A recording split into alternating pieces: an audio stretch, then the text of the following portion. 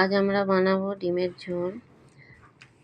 প্রথমে ডিম আর আলু একসঙ্গে সেদ্ধ করে নেব।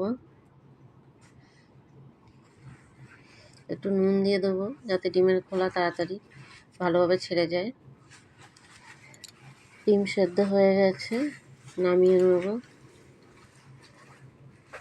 ডিমের খোলা ছাড়িয়ে নিয়েছি, কড়াইয়ে তেল দিয়েছি, ডিম ভেজে তুলে নেব।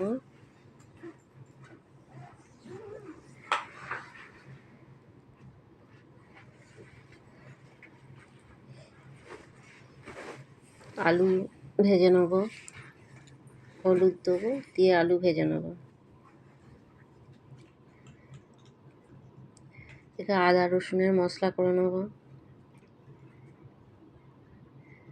আলু ভাজা হয়ে গেছে, তুলে নেব। কড়াইয়ে তেল দেবো, তেজপাতা দেবো, পেঁয়াজ দেবো,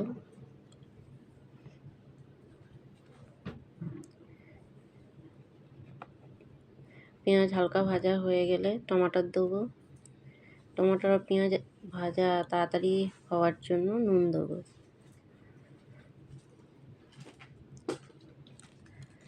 পেঁয়াজ টমাটোর ভাজা হয়ে গেছে, আদা রসুনের মশলা করে রেখেছিলাম ওটা দিয়ে দেবো। হলুদ দেবো, লঙ্কা গুঁড়ো দেবো,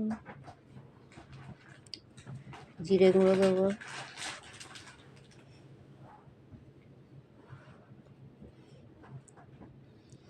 এই মশলাটা ভালো করে কষিয়ে নেব।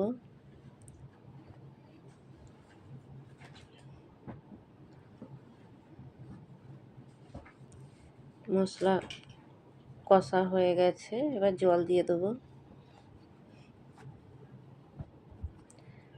ঢাকা দিয়ে দেবো।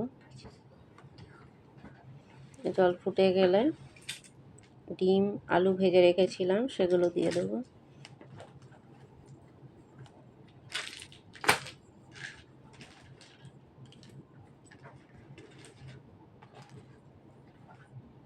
ঢাকা দিয়ে দেবো।